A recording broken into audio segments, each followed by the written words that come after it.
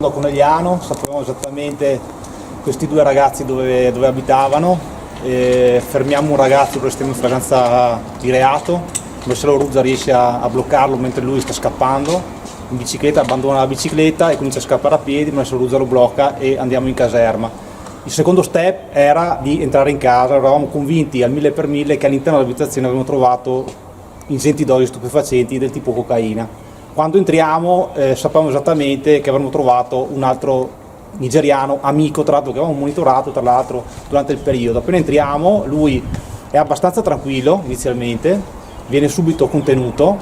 a un certo punto lui riesce a svincolarsi, okay, e si dirige verso la cucina. Per noi la cucina è sinonimo di pericolo questo, no? Ci sono coltelli, c'era anche la possibilità di saltare, no? Quindi riusciamo comunque a blindarlo, lui comunque era abbastanza irruento nel suo fare, spacca il vetro della finestra, i vetri chiaramente si infrangono e là succede praticamente che un vetro si conficca sopra l'arcata sopraccigliare e l'altro cadendo a terra si pianta sotto il braccio. Riusciamo comunque a contenerlo, viene arrestato e viene portato in ospedale. Tra l'altro lui aveva pochissimi grafi, cioè non aveva più niente, no, valeva. E di fatto questa era una persona alta 1,85 m, un ragazzo molto giovane, reattivo e scaltro. Diciamo che è stato anche grazie all'apporto dei colleghi di Conegliano che siamo riusciti anche a contenere di fatto una situazione che... Assolutamente no, l'abbiamo già ampiamente dimostrato. Ragazzi, consumatori e assuntori di sostanze stupefacenti non hanno assolutamente compreso la necessità, l'obbligo anche di permanere nelle proprie abitazioni, mancando, per quella che è la mia personale opinione, ma che è comunque condivisibile, assolutamente di rispetto per chi ci ha rimesso la vita, per chi si è speso per contenere la pandemia. E quindi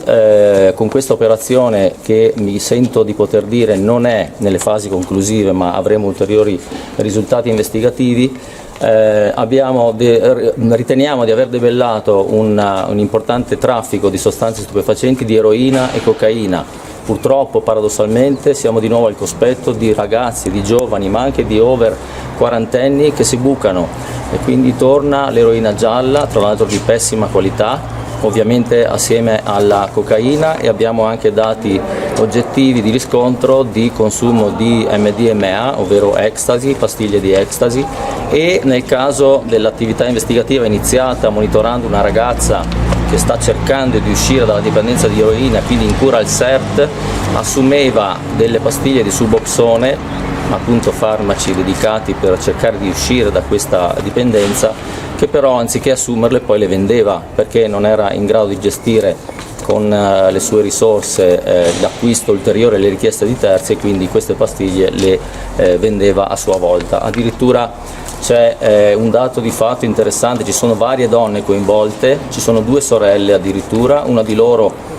coinvolta con il suo ragazzo in una massiccia attività di spaccio, insomma, che andava anche oltre i confini, vendeva l'eroina alla sorella e si faceva pure pagare. Allora sono abbastanza ingenti, insomma, i quantitativi che nell'arco di 5-6 mesi abbiamo sequestrato, quindi 70 grammi di cocaina, 50 di eroina, numerose pastiglie di ecstasy, anche metadone, e ovviamente ci sono delle pastiglie di ecstasy anche abbastanza curiose, con impresse delle simbologie tipo il teschio o altre immagini. Ci sono dei dati di fatto che ci inducono a ritenere che queste pastiglie venissero anche spacciate in luoghi di ritrovo dei giovani, ovviamente prima della fase del Covid-19, e comunque abbiamo a questo punto certezza di uno spaccato molto ampio che non ha a che fare solo, ripeto, con giovani, ma anche con persone che hanno più di 40 anni che ancora assumono queste sostanze stupefacenti. Sì, come avete sentito nel corso della conferenza, molti di loro sintetizzavano il crack utilizzando ammoniaca e altre sostanze, e quindi anche ingerendo veramente cose dannose. È purtroppo un dato ricorrente, non si rendono conto che fanno del male a loro stessi, con tutte le conseguenze nel sistema psicofisico e soprattutto in quello cerebrale, ma evidentemente la dipendenza provoca anche questo, insomma. Gli scambi, come poi leggerete anche nel comunicato, avvenivano in tantissime località della provincia di Pordenone e anche Treviso, essenzialmente concordati tramite applicativi, uno su tutti WhatsApp. Nelle aree, ad esempio, anche abbiamo dimostrato che c'è stato lo spaccio anche in favore di minorenni in un parco pubblico nelle vicinanze di Sacile e in quella